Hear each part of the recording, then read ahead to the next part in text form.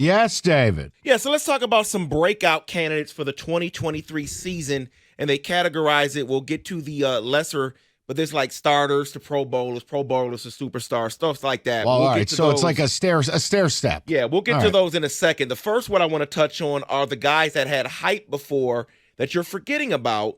Do you think they still have a chance in their career? Let's start with Antonio Gibson, running back for the Washington Commanders. You think he's done? Fumbling problem, has never secured the job. Brian Robinson's just a harder runner, a better runner, and for whatever reason, they will not play Antonio Gibson on third downs, which nullifies and negates his biggest weapon, which is his wide receiver background at Memphis. Antonio Gibson has been a complete disappointment in my world. Yeah, for some reason, man, when running backs fall off, rarely do they ever come back. So I'm going to put these three guys together because they play the same position. Rashawn Gary for the Packers, Azeez Ojulari for the Giants, and David Ojabo for the Ravens. I mean, Ojulari's only problem has been his calf. I feel like he strains his calf every time he goes to the bathroom. But Ojulari set the Giants' rookie record for sacks and was all kinds of banged up last year. The Giants played like a grand total of 3 games with both Thibodeau and Ojulari healthy. If he's healthy, he's going to get 10 sacks. I'd say yes to Ojulari. Rashawn Gary revived his career nicely up there. Well, he's just not a flashy player. No, I think the thing is, the key is they have to stay healthy. It's all health, and Ojabo blew his Achilles out. You know what? Screw it. All 3. I'd buy stock in all 3. Yeah. There, how about that? The last guy on this list would be Mac Jones. I'm out. I'm out because the guy, I don't know what the deal is. I don't know if his teammates hate him. I don't know what's up there, but something is amiss. I'm all out on Dad Bod. See, I'm with Mac Jones because I think he's one of those guys, he goes to a different team, and now he'll flourish because you'll have a coach who really wants to help you out. You're not put in a situation where they're yelling at you every day, be Tom Brady.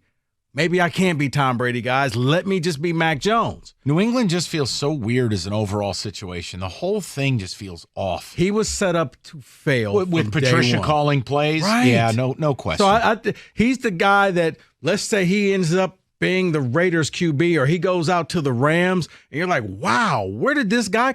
That's going to be Mac Jones. I would buy stock in Mac Jones. Wow. 2 guys in the next category before we get to the main dogs in the NFL. Rotation players to solid players, 2 players I want to focus on would be Sky Moore and your guy, Rico, Jordan Davis. You want to start with Jordan Davis? I think Jordan Davis, this is saying that he's going to be a star now? Yeah, from rotation player to solid starter. Yeah, I think he is because now it's his turn to be in there. He's the starter. When he was in there, you didn't run the ball against the Eagles. Now he has to stay healthy. He's got to prepare himself for more reps. Had a bad ankle last year. But I think, he's on the verge. And playing in that Eagles defense, you're not asked to be the man. You're just asked to do your job. And he does his job well. And as long as, look, when he plays, your team averages a yard less of yards per carry. That's the Jordan Davis difference. He's already a good player. Unless you're Jim Costa and you're just a little stat hoe. Now he's just a nose. Oh, where are the sacks? You're an idiot. Sky Moore, I'll buy. It's year 2. Rookie wide receivers in complex schemes, it rarely works. Sky Moore has got that deep threat, Tyreek Hill. It's why they drafted him. I buy. Yeah. I buy him more than I buy Kadarius Toney. Next category is starters to Pro Bowlers. All right, let me hear this one. First one here I think is an easy one. It is Garrett Wilson, Jets. He's a stud. There's nothing else to say. If he was that good with awful quarterbacks, what will he be with Aaron Rodgers? Garrett Wilson's a stud. And Aaron Rodgers has proven if you're one of his favorites, he'll make you a star. I know offensive line isn't exciting, but next guy on the list is an offensive lineman, offensive tackle, Charles Cross for the Seahawks. Yeah, he had a really nice rookie year. And you know what? He was a big part of the reason they were able to throw it with such proficiency. That's all he did at Mississippi State. Pass pro. Pass pro. I mean, I know we talk about the Lions draft. Seattle had a hell of a draft. Yeah, and I like what they did this year. And it's not just because K9's hurt now, but drafting Charbonnet, you have thunder and lightning. Mm-hmm. You have a stable of backs. Oh, Rashad Penny, we're not paying him. Yeah. Bye. Yeah. Seattle just, I don't know. I don't get the corner, the kid from Illinois that everyone here was obsessed with, but fine. Yeah.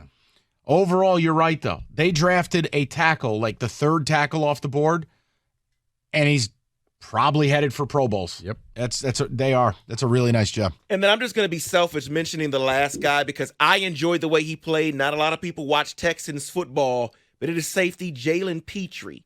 When a play needed to be made for that defense, he was making those plays. Yeah, you're right. Nobody watched Texans. Okay. Did they even have plays to be made? No, it's just unwatchable. I told you I was selfish. I'm saying, did they even have plays to be made?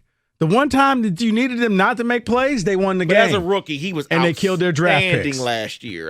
What's your favorite Dameon Pierce memory? So let's go to what everybody cares about is the Pro Bowlers to superstars. Let me hear it. Trevor Lawrence is the first guy on the list. MVP, stud. 40 touchdowns. Let's make it happen. Remember, Calvin Ridley, a.k.a. Pete Rose, he's back. They got Christian Kirk, Calvin Ridley, Evan Ingram, and Travis Etienne out of the backfield. I think the more and more I keep studying the NFL this year, I think he takes that step. Me too. I think the game will start to really slow down for him. I was so impressed with the second half of the playoff game. He could have packed up. He had a terrible first half. Teams down by 28 points. Because he's good, man. When I watched him play against the Lions, I was just like, this kid's still not ready. They reminded me of Arizona the year prior. Remember when Arizona came here and they're like, yeah, we forgot our playbooks. Mm-hmm. They got their asses kicked. Jacksonville showed up. They were dead on arrival, and then he got rolled up on. Yeah. Had to leave the game. But Calvin Ridley's going to help him out. He's now, I don't think MVP, but I do think superstar. And they got Tank Bigsby. Come on. So there's only 3 guys on this category. Where's Kyle Pitts? The second guy is going to be his teammate. Kyle Pitts' teammate would be A.J. Terrell. He allowed a 61 passer rating. Let me tell you something. A.J. Terrell's the most underappreciated corner in the league because that team has no pass rush, and you can't cover people in this league. But A.J. Terrell is still a guy people don't want to throw at. He's a star. He's awesome. The last guy on the list that's going from Pro Bowler to superstar. Lions fans get excited. He's your guy, Penei Sewell. Yes. Best right tackle in football. Stud. Yeah. Stud. Get ready to pay that man. I got, 8-5 odds. He's going to bury somebody in the ground on the field at one point this year. Say MVP. I'm like, Penei Sewell, MVP, Offensive Player of the Year. No, I'll give it the other guy. It's Amon-Ra. From a Pro Bowl caliber receiver, I think this is the year he cements himself as one of the superstars in the game. People are going to pay attention to this football team, so now he won't have 110 catches that's sneaky or undercover. He's going to be doing it on national TV. He's going to be doing it for a winning team. Okay, so to say he becomes like the next Thielen or the next Cooper Kupp. Sure. Top 5 receiver. Is that undercutting people or people get angry over that? No. Is that a fair comparison? No, those guys at their peak were... I know they're white guys, but is that a fair comparison? Yeah, okay. I have no issue with it because if you are one of the 5-7 best players at your peak, at your position, that's what I'm talking about for Amon-Ra. Because when I look at him, I see one of the best possession-type receivers. I don't see explosive receiver, but, man, if you have to get the first down... He's your man. Yeah. Can't cover him.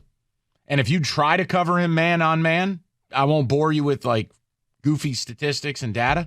You can't cover this guy. You're dead. If you're done. The play is over before it starts. You may as well put the controller down, go get a glass of milk. He just raises his hand from the line. Yep, I'm open. Done. First down. We haven't snapped the ball. Doesn't matter. I'm open. That is in football today.